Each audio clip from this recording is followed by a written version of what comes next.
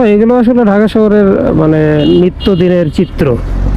এতে আসলে এত মানে অবাক হওয়ারও কিছু নাই, এটা আপনারা সবাই জানেন। এই দেখছেন মাঝখানে দাঁড়ায় যাত্রী উঠাইতেছে, বামে ঢুকে যাই, বামে ঢুকে না গেলে বেরোইতে পারবো না। আর এই যে বাসের ভিতর থেকে কিছু লোকজন আছে না, এটা সেটা ফেলে, সেখানে ধরেন অনেক সময় থুতু ফেলে, অনেক সময় চিপসের প্যাকেট ফেলে। এইগুলো খুবই মানে মানে ননসেন্সের মতো কাজ। আসলে মানুষের এতটুকু সেন্স নাই যে আমার বাম পাশ দিয়ে ডান পাশ দিয়ে তো আরেকটা গাড়ি আসতে পারে, একটা ছোট গাড়ি আসতে পারে। তো আমি যে থুতু ফেলতেছি, আমি যে এই জিনিসটা একটা জিনিস ফেলতেছি, এটা যে আরেকজনের মাথায় যাওয়া লাগবে না, আরেকজনের গায়ে যাওয়া লাগবে না, তার তো কোনো গ্যারান্টি নেই। তো এই সেন্সটুকু না মানে মানুষের নাই। আমি যেটা দেখলাম, অনেকেই দেখি যে আশেপাশে না দেখে ঠাস করে থুতু ফেলে দেয়।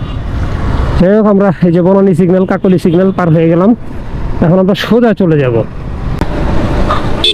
তো যেটা বলতেছিলাম, এই কিছু লোকজনের এই কর্মকাণ্ড দেখে আসলে খুবই খারাপ লাগে, মাঝে মাঝে খুব হতাশ লাগে যে আমি একটা মানুষ, আমার তো একটা মানে হিউম্যানিটি থাকবে, একটা সেন্স, কমন সেন্স থাকবে, যে আমি মানে যে থুতু ফেলতেছি কিংবা একটা ময়লা ফেলতেছি সেটা কারো গায়ে লাগলো কিনা, মানে সে ব্যাপারে কোনো খেয়ালই নাই একটা মানুষের। মানে কি আজব, চিন্তা করেন, মানে কেমন অদ্ভুত মানুষের চিন্তা ভাবনা।